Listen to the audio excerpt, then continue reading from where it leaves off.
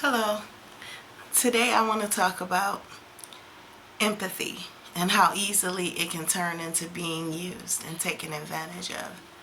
Empathy is the ability to feel or put yourself in somebody else's shoes and get the gist of what they're going through. Maybe you've experienced it, or maybe you just can feel that energy. For instance, my mother recently died. Before my mother passed, I had no idea what it felt like to not have my mother. So when other people would tell me about their loss and how they wish they had their mom, I empathized with them, but I still couldn't place myself in that place where they were.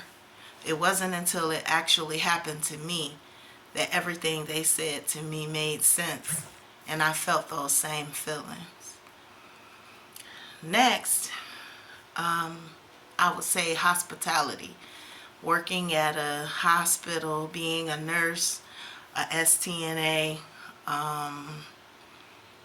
in that realm, you have to have some form of empathy to be successful because it's a highly stressful job, and sometimes you can empathize with people, but sometimes people may feel like they can do it on their own. They're just ringing a buzzer just to irritate my soul. And you get into a whole downslide of how you're not being paid enough to go through it, and it just turns into a crazy situation, and the empathy goes out the door.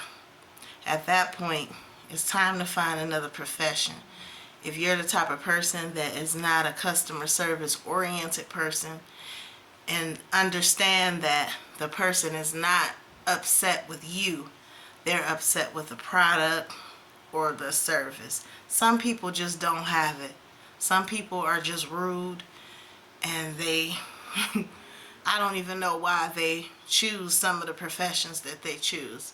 But if you can put yourself in the shoes of a person that's in the hospital, they're helpless. They don't really understand what's going on with themselves, and they just want help. Maybe their family isn't coming up to see them, and so they may be taking out their negative energy out on the nurses and aides, which is not right. But at least at this point, you will be able to place yourself and think about what's important. Is it the money? Is it you really care about what you do, or should you find another profession? For instance, working at Burger King years ago, it never would bother me if people asked for ketchup after I had them their bag. If I usually would just throw some in anyway because I like ketchup with my fries. So I would at least put two in the bag. So at least if they ask for it, I can say it's already in the bag. And then if they looked and they wanted more, I would give them a handful. Not an overwhelming, whopping handful, but enough to satisfy the order. But some people get upset at the restaurants when I'm going through the drive-through, and I may just say, hey, can I have a cup of water, or a few extra ketchups? And you can see their mood shift from 0 to 100 just because you ask for condiments. I don't think that that's empathic. I think that that's being a jerk. Yes, if you look at the worker side, they're tired. They may be about to get off in 10 minutes and they just want to get out of there, and you're holding up the line asking. And there's also people who are just petty, and they'll just, well, this is not right. And they got to check the whole, open the sandwich up in the line, look at it, and hand it back. And so it holds up things. So it's different types of people in the world. So I'm just trying to set the stage for the point that I'm trying to make. Another way that you can end up in a weird situation. Let's say you have a friend that has a drug addiction or a bad habit. Let's say, I don't know, promiscuous, or lives on the lines of danger. You can be a good friend and be empathic with them, understanding if you're older that this is just what people do. But in the end all, it can cause you all types of problems. So you have to really be careful dealing with certain people and trying to help, because their problem is bigger than you. You don't have that problem, so they may be running from the dope man, or they might have a pimp that they're hiding from, and you're none the wiser. You're just trying to help because they mentioned to you they wanted to get their life together, and here you are, excuse me, here you are in the middle of trying to help them, and you're wrapped up into something that you know nothing about, because you don't live that life, but you understand what they're going through, so you want to be that shoulder to lean on. Sometimes you just can't be that shoulder. Sometimes you have to let people be where they are. If they really want to help themselves, they will.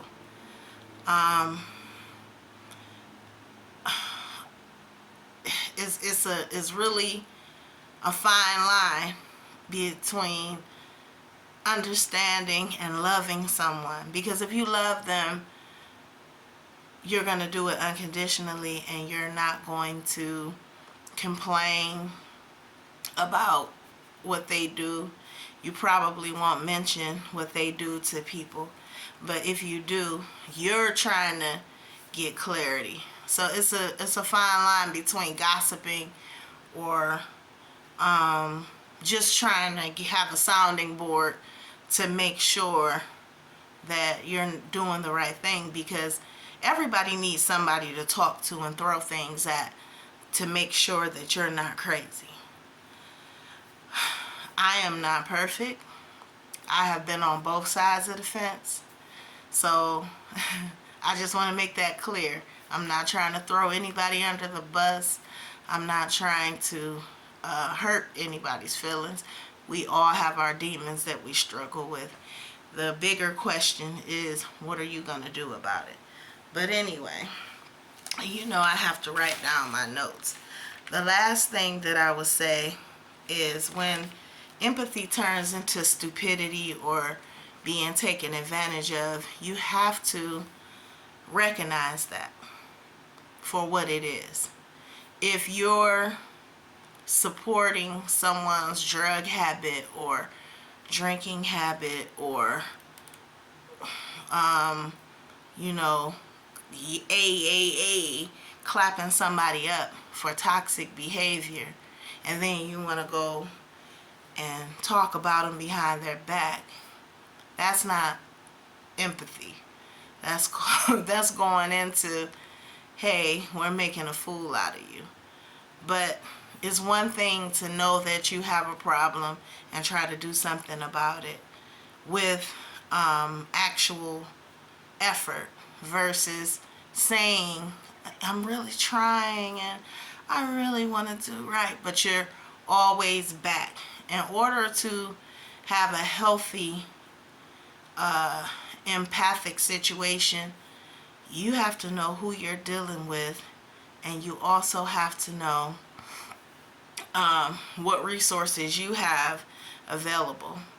If you are a single mother struggling and you only have $15 and you need gas in the car, and the guy outside of the store is asking for $1 or $5 to get whatever he's trying to get, that's not the time to hand over your money, because you have to make sure that you and your children is okay. Yes, you feel bad that he's in the position or she's in the position that she's in, but they probably make more money than you in a day. just standing outside. So if you give that person $1 every day for a year, you've given $365 to somebody that's gonna go and get high. And you don't know if that dollar that you gave could be that drink they didn't need, that that drug they didn't need. So it's always good to evaluate what you're doing. Even in the healthcare field, there are some beautiful nurses and STNAs that'll go above and beyond. But you you got to understand that if somebody has dementia or some type of mental illness, when they're not balanced out properly, they could go off on you. And then you'll forget out of anger, maybe you had a bad day. And that's the day they exploded on you. You have to put yourself in a place to say, maybe they're off balance today. And they don't mean it. Because tomorrow, they'll be okay. You know, they'll be calling you, hey, I dropped this under the bed. Can you get it? So are you going to be like, oh, yesterday you was getting mad with me, so I ain't doing nothing for you. You gotta have that and that thinking ability and that shrewdness to be able to overlook a whole lot in this world just to make it. You can't just say, okay, I'm going to remove myself out of the world and I'm not going to talk to anybody, and because everybody has to communicate in some way from day to day. So that's all I have right now. I'm Treese the Beast, and I hope you have a wonderful night, a beautiful day tomorrow, or whenever you see this video. I hope that I said something that can help you, and give me your comments about it, and I'll see you next time. Bye-bye.